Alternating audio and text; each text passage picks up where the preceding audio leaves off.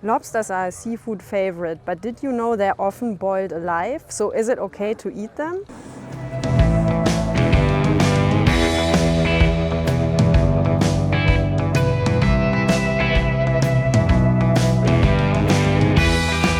If you were at home and you were just cooking one, then you would put it in the freezer for half an hour and it almost completely numbs the lobster. But obviously in the restaurant environment where we're maybe doing 20 to 30 per day, we simply just put the knife through the top of the head.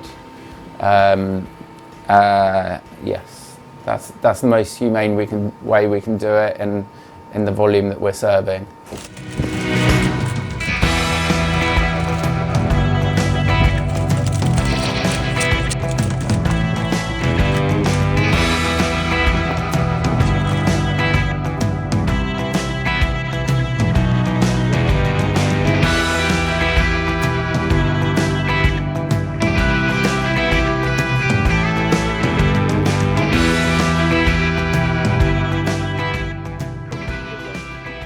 Would you eat lobster?